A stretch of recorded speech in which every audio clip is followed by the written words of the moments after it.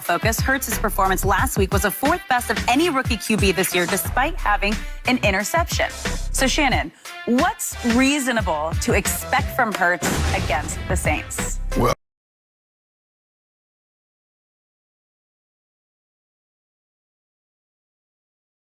I'm going to be very reasonable. I don't expect much, especially against this. They've given him the toughest task. If they say they graded him, Skip, with the fourth best rookie performance quarterback out of 33, well, this is the toughest task of all the other quarterbacks that have had to face in the NFL. Look, I just don't I don't know what they really expect. It's because, Skip, I could see if they were loaded with talent.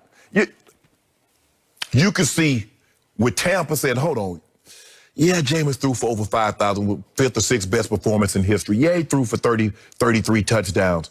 But, man, we turned the ball over. If we get somebody that can just take care of the ball half that good, we'd be okay. I get that. But, Skip, when you look at the Eagles, okay, Jalen, we want you to come in, but we want you to throw to the same talent or lack thereof. We want you to play behind that same bad offensive line. But we expect better production against arguably the best team in the NFC and one of the top 2 or 3 teams in all the league. And that's what you're asking Jalen Hurts, a rookie, to do. So I don't really know what Doug Pederson is expecting. Maybe the ownership gave us a look here. We've seen enough of Carson. His confidence is shaken. You need to put someone else in there. Maybe that's the route they want to go for the time being, Skip. But I don't see any. I haven't seen enough from Jalen Hurts, even from college, Skip. He's never faced anything like this. He's never faced it. He never. It's like I said, Skip. If they could run the football, you said, okay, we're gonna run the football. We're gonna shorten the game. But Skip, they can't run the football. Okay, well, we got some great guys. We're gonna get the ball, put the ball in their hand, let them make plays. Who? What? How? And it seems to me the weapon that Wentz was most confident in, Zach Ertz, had a problem with Howie Roseman and not getting his contract done. He was out for 6 weeks, and so the security blanket that he once had was no longer there because Dallas Goedert came back and he started to build a rapport with him. But Skip, Skip, this is the Big 12. Guys are not going to be running scot-free. He's not going to have those lanes to run, take off and run, and get 100 yards rushing like he did at Oklahoma. Skip, I just don't know what the Saints have given up 2 touchdowns in the last 5 games. They are on fire on defense. Let that sink in. They've been the best defense in football for four weeks, 5 weeks maybe. I get it, Skip. Yep. I'm gonna say the Broncos, given what they had a guy that was selling vacuum cleaners just a couple of days before playing quarterback. I get this, so I'm gonna throw that one out. But they played some other teams. You saw what they did to Tom Brady? And Matt Ryan. And Matt Ryan. Skip, Tom Brady can still play at a high level. Matt Ryan can still play at a high level. And they made those guys look very, very mundane, very pedestrian. Made them look pathetic, both of them. So I don't really know what they expect. I'm not expecting much. Maybe you're expecting a little more than I am. He did get thrown. Jalen got thrown into the frozen fire up on the frozen tundra last week. That's the closest thing to any kind of degree of difficulty, unless you want to go back to our rookie year here on this show, 2016. Remember Alabama at LSU? Yes. In fact, it was the first bet you won from me on this show. Do you remember this? Yeah. You had Leonard Fournette. Yep. And you had Jamal Adams on your defense, LSU. Yeah. And do you remember what Jalen Hurts did? No, I'm sorry, I had LSU. That's right. And Jalen, mid-4th quarter, he just finally said, I got this. He took off. And he just took off right up the middle and went like 60 yards for a touchdown. Yeah. So that's the closest in degree of difficulty. That was at LSU, right? Okay. Not only is he up against the defense that has allowed the fewest yards in the league the whole year, for all the reasons you just stated, but it really bothered me what Fletcher Cox said this week and then what Jason Kelce said this week, because those are 2 captains of what's left of the Eagles. And they're 2 decorated players. Just if for people who don't know, Fletcher Cox has made 5 Pro Bowls. And he maybe 6. Yeah, he's on the all-decade team. And Jason Kelce has made 3 Pro Bowls. He's a veteran mainstay. He's a stalwart for them. And both of them spoke out and up for Carson Wentz this week. And it was hard on this kid, I'm sure. It is. It's tough. Hey, But because he didn't do anything wrong, Skip. All he happened to do, y'all drafted me here. I didn't come here on my own. They inserted me. It wasn't like I was campaigning for the job. It's just the other guy. So you put Jalen Hurts in a very uncomfortable situation by speaking out like that. Publicly voted on a poll by hitting like for Carson over Jalen. Right. And then when he was asked about it, he owned it to his credit. And he said that Carson is my best friend. He's my guy. I've had his back since day one. Yeah. And then Jason Kelce went further about how that Carson Wentz transformed this offense when he took over as a rookie and going into his second year, obviously. He said not just as a player, but as a person. His intelligence, his athleticism had a tangible effect on us. Right. You love him. Yeah. I've always been not so sure. But Jason Kelce's final line was, it's hard to believe we're at where we're at with this, because there was that stretch, he was in the MVP conversation. He was. Right? Yeah. In Because he was at that point in time, I think he was 11-2, Skip. Yep. Okay. So not only does Jalen Hurts have those two up against him, no fair, no good, but yesterday, if we could see this, or I think it might have been 2 days ago, that he did his big media session.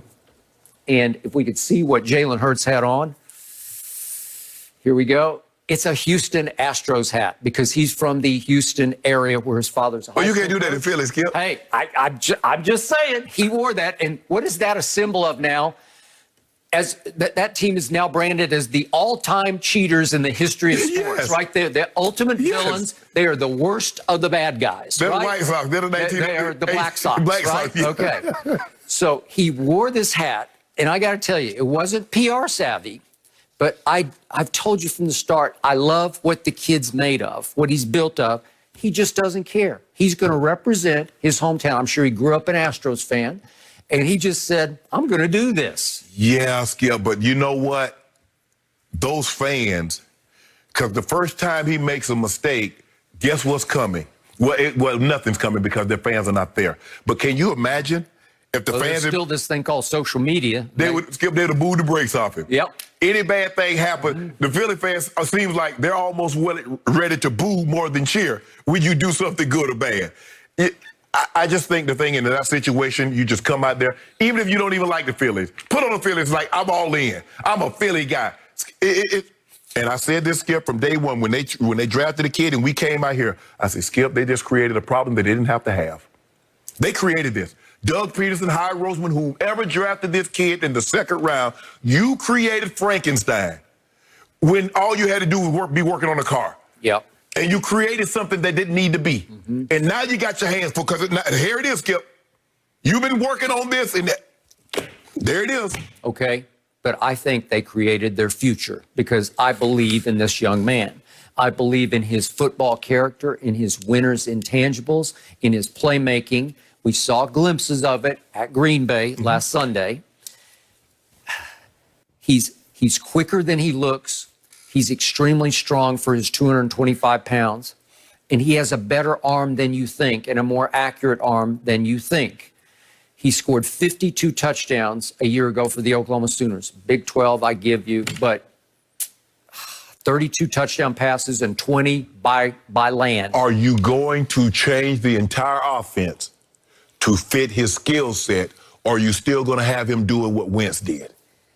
I don't think you have to change it that much because I do not consider him a pure running quarterback. They didn't call that many runs for him, but he will run. And maybe you can say to a fault that it's that fine line between read it out, right. Make sure, at least go to your second read before you take off, and then go. At Oklahoma, he perfected that. But when he goes, when he needs to make a play, or when they need a play on 3rd and 5 and they call a quarterback draw, he is highly capable of making those kind of plays because he will, again, you can talk about his longevity. How long will he last? Cam-esque. But he will run through the proverbial brick wall to get a first down. Skip, if we look at quarterbacks that thrived in the Big 12, look at Kyler. And look at Kyler's looked at the second half. Look at Baker Mayfield. He was the #1 pick in the draft. Even Charlie White says, if I had the #1 pick, I would take this kid. He's a glorified game manager right now.